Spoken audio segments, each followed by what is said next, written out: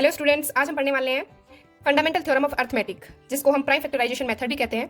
इस वीडियो के अंदर आपको काफ़ी वर्ड्स मिलेंगे, जैसे composite numbers, prime numbers and others also.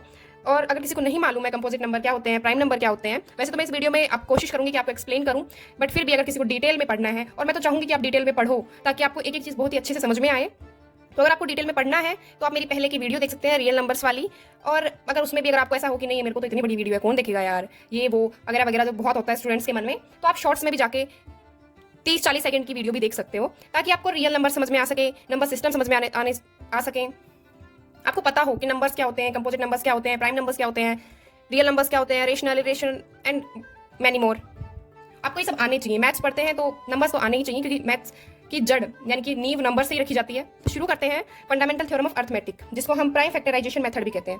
वैसे तो ये टाइटल ही इस पूरी थ्योरम को एक्सप्लेन कर रहा है, बट फिर भी हम इस थ्योरम को एक्सप्लेन करते हैं, आपको अच्छे से एग्जाम्पल के थ्रू समझाते हैं। Every composite number can be expressed और factorized as a product of primes and this factorization is unique.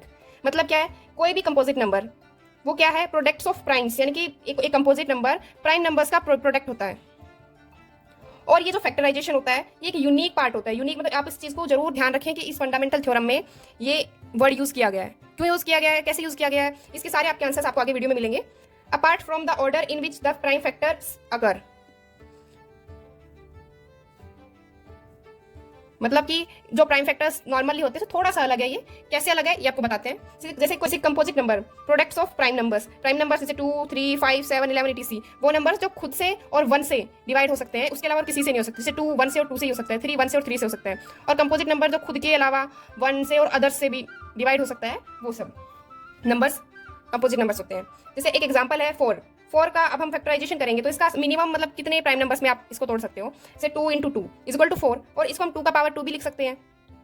इसका एक सिंपल अगर मैं आपको समझाऊं कैसे, कि जैसे कोई एक चेन है, आपके पास एक लंबी चेन है और उसको आपने कलियों में तोड़ तोड़ के अलग रख दिया हो। आपके पास 4 एक चेन है जिसमें 2 कलियां हैं, और उन दोनों कलियों को अलग निकाल के अलग अलग रख दिया, वही होता है 4 = 2 × 2, और इसको हम 2 की पावर 2 भी लिख सकते हैं। अब इसको कैसे समझे, थ्योरम को थोड़ा सा मतलब ऐसे कंफ्यूजिंग है बट बड़ा ही ईजी है, तो चलो समझते हैं इसको एक एग्जाम्पल के through. Consider the number 4n where n is a natural number. Check whether there is any value of n for which 4n ends with the digit 0.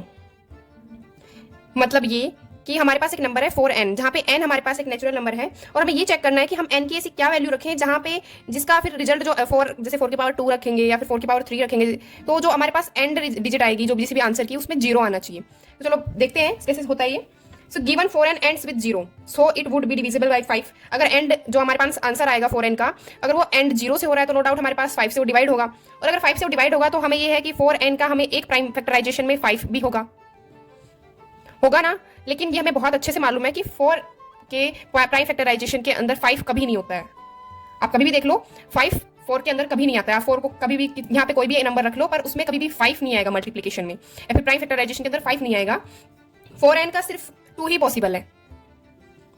आप 2 की पावर कुछ भी रखो चलेगा, क्योंकि 2 की पावर 2 है, और मिनिमम जो सबसे छोटा prime factorisation only prime factor है वो क्या है, 2 है 4n का। So the fundamental theorem of arithmetic guarantees that are no other prime in factorisation of 4n। मतलब फंडामेंटल थ्योरम इस चीज की गारंटी देता है कि 4n के अंदर कोई दूसरा प्राइम नहीं है 2 के अलावा। So there is no natural number in n for which 4n ends with 0। मतलब ऐसा कोई भी नेचुरल नंबर नहीं है 4n का जहाँ पे n मतलब n का कोई भी वैल्यू रखेंगे जिसपे 4 जो n का आंसर आएगा वो 0 से एंड होगा। तो ये हमारे पास है इसका